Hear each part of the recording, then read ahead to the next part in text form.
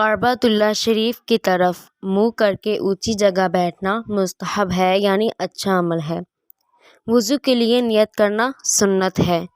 نیت دل کے ارادے کو کہتے ہیں۔ دل میں نیت ہوتے ہوئے زبان سے بھی کہہ لینا افضل ہے۔ لہٰذا زبان سے اس طرح نیت کیجیے کہ میں حکم الہی بجا لانے اور پاکی حاصل کرنے کے لیے وضو کر رہی ہوں۔ بسم اللہ کہہ لیجیے کہ یہ بھی سنت ہے، بلکہ بسم اللہ والحمد للہ کہہ لیجیے کہ جب تک باوضو رہیں گی فرشتے نیکیاں لکھتے رہیں گے۔ اب دونوں ہاتھ 3 بار پونچھوں تک دھوئیے، نل بند کر کے۔ دونوں ہاتھوں کی انگلیوں کا خلال بھی کیجیے۔ کم از کم 3 بار دائیں بائیں اوپر نیچے کے دانتوں میں مسواک کیجیے اور ہر بار مسواک کو دھو لیجیے۔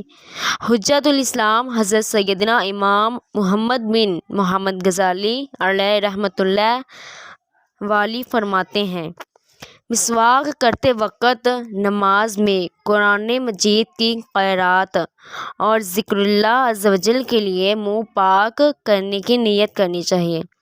اب سیدھے ہاتھ کے 3 چلو پانی سے ہر بار نل بند کر کے اس طرح 3 کلیاں کیجیے کہ ہر بار منہ کے ہر پرزے پر پانی بہہ جائے۔ اگر روزہ نہ ہو تو گرگرہ بھی کر لیجیے۔ پھر سیدھے ہی ہاتھ کے 3 چلو، اب ہر بار آدھا چلو پانی کافی ہے، سے 3 بار ناک میں نرم گوشت تک پانی چڑھائیے، اور اگر روزہ نہ ہو تو ناک کی جڑ تک پانی چڑھائیے۔ اب نل بند کر کے الٹے ہاتھ سے ناک صاف کر لیجیے اور چھوٹی انگلی ناک کے سوراخوں میں ڈالیے۔ 3 بار سارا چہرہ اس طرح دھوئیے کہ جہاں سے عادتاً سر کے بال اگنا شروع ہوتے ہیں وہاں سے لے کر ٹھوڑی کے نیچے تک، اور ایک کان کی لو سے دوسرے کان کی لو تک ہر جگہ پانی بہہ جائے۔ پھر پہلے سیدھا ہاتھ انگلیوں کے سرے سے دھونا شروع کر کے کوہنیوں سمیت 3 بار دھوئیے۔ اسی طرح پھر الٹا ہاتھ دھو لیجیے۔ دونوں ہاتھ آدھے بازو تک دھونا مستحب ہے۔ اگر چوڑی، کنگن یا کوئی سے بھی زیورات پہنے ہوئے ہوں تو ان کو ہلا لیجیے تاکہ پانی ان کے نیچے بہہ جائے۔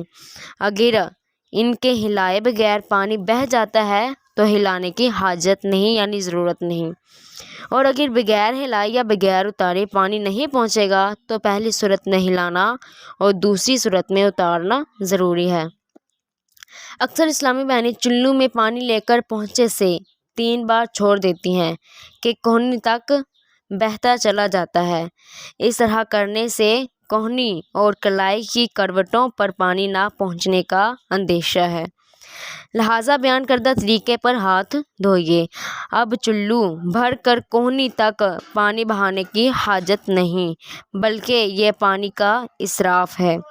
اب سر کا مسح اس طرح کیجیے کہ دونوں انگوٹھوں اور کلمے کی انگلیوں کو چھوڑ کر دونوں ہاتھ کی 3 انگلیوں کے سرے ایک دوسرے سے ملا لیجیے اور پیشانی کے بال یا کھال پر رکھ کر ذرا سا دبا کر کھینچتے ہوئے گدی تک اس طرح لے جائیے کہ اس دوران ان انگلیوں کا کوئی حصہ بالوں سے جدا نہ رہے مگر ہتھیلیاں سر سے جدا رہیں۔ صرف ان بالوں پر مسح کیجیے جو سر کے اوپر ہیں۔ پھر گدی سے ہتھیلیاں کھینچتے ہوئے پیشانی تک لے آئیے۔ کلمے کی انگلیاں اور انگوٹھے اس دوران سر پر بالکل مس نہیں ہونے چاہیے۔